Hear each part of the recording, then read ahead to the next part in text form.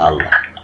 نعم سائر الدواجي، انا موافق على المناظره، انا موافق عليها، انا موافق عليها، خليه يتصل بي. شكرا جزيلا. طيب دعنا نتكلم نتفاهم كيفيه المناظره، التنسيق للمناظره. انا موافق على المناظره، التنسيق حبيبي. انا متحدي، انا مناظر، انا موافق. طيب اهدى لا تخاف شيخ. سدد جمال يا حفيد عيوش اليوم.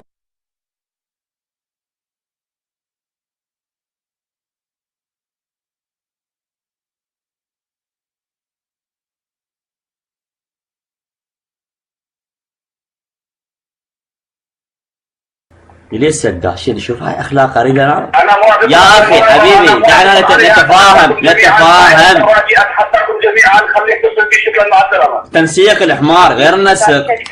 هو تشعب. هاي والله هذا مو تصرفات طفل بشرفك. يعني هاي اخلاق علماء النواصب. يعني هذا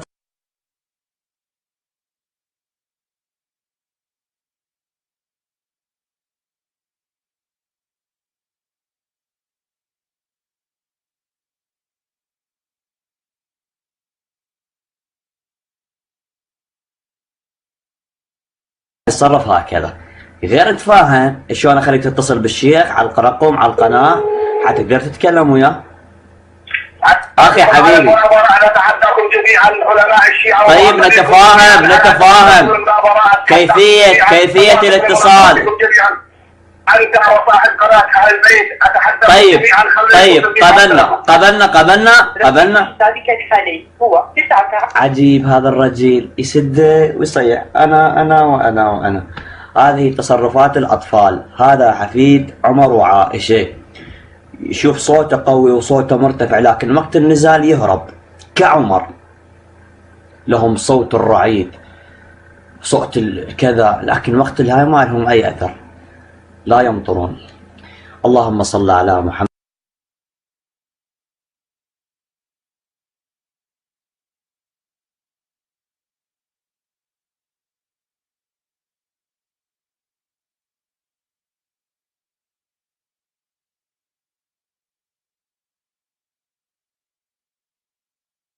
أنا أفتح لكم الحواتف، أريد أن أتصل بأحد شيوخهم.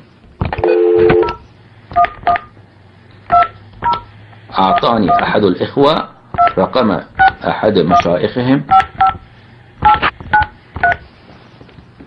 رقمه الخاص، وهو من مشايخهم المعروفين، لكي أتكلم معه على الهواء وأنتم تسمعون لذلك. إذا هو أجاب على التليفون، وهو الشيخ خالد الوصابي. خالد الوصابي، بل أنت الرجل، أجب على التليفون. شيل الهاتف. رقمه مع الأسف، رقمه بلي مشغول. مرة ثانية نحاول.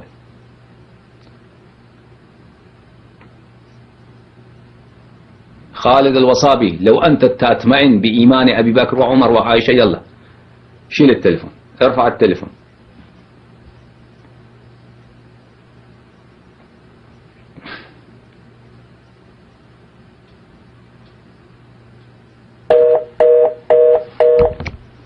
مع الأسف إخواني الأعزاء،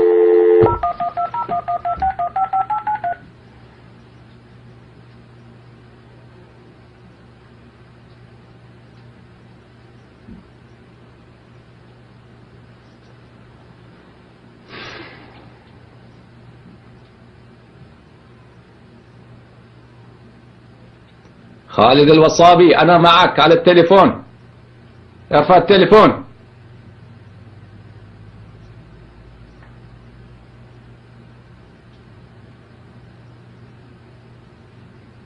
هذا رقمه الخاص.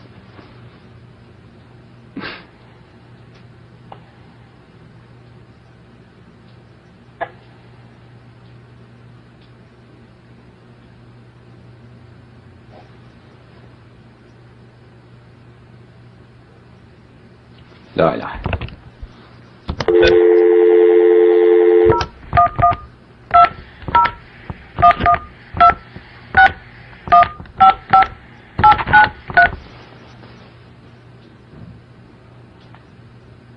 يا أتباع يزيد ومعاوية، قولوا لشيخكم يجيب التليفون.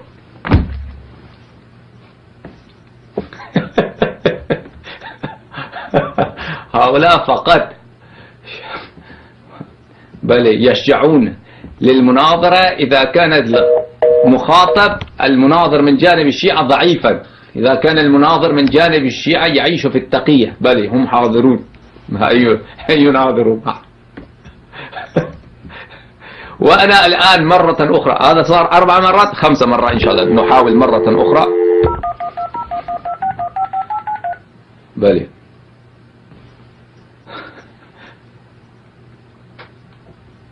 خالد الوصابي، أنا أبحث عنك إذا ترى هذا البرنامج، وإذا ينقل لك هذا البرنامج قولي هذا، أنا كرجل أبحث عنك كما كان يبحث أمير المؤمنين عليه السلام عن خالد بن وليد والكفار في معركة أحد، كذلك أبحث عنك. لو أنت الرجل إما تجيب التليفون وإما أن تتصل بي. أقول لك هذا دعوة مني لك ولجميع العلماء العمرية. لو أنتم، أنا أقول بكل صراحة يا أيها الجماعة العمرية، أيها المشايخ، أيها العلماء في المملكة العربية السعودية، في الأزهر، في الأردن، في سوريا، في لبنان، في العراق، في الكويت، في سائر البلدان، إنكم تسمعون كلامي. إذا أنتم مطمئنون أن أبا بكر وعمر وعثمان وعائشة هؤلاء مسلمون عندكم، فهذا يكون من أسهل الشيء أسهل الشيء لكي تدافعوا عن إسلامهم، تثبت أن شخص الفلاني كان مسلما، لأنه أسهل الشيء.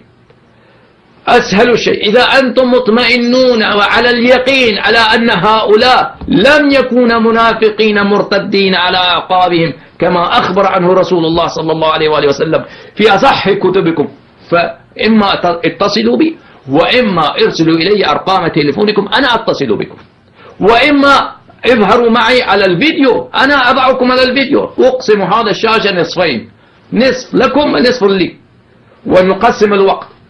يعني أنتم تعالوا على الإسكايب أو على أوفو، وهنالك برنامج كثيرة ينشر صوتكم وتصويركم في العالم، ودافعوا عن أمكم، دافعوا عن أبو بكر وعمر وعائشة وعثمان وهؤلاء، طلحة زبير معاوية، هؤلاء دافعوا عنهم.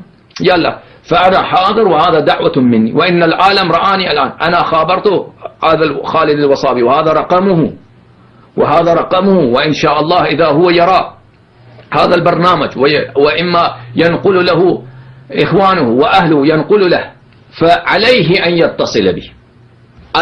يتصل به. وإذا لا يتصلون به فأنا أعلن لكم إخواني، إذا لا يتصل بي خالد الوصابي فهذا نعطيه مدة أسبوع.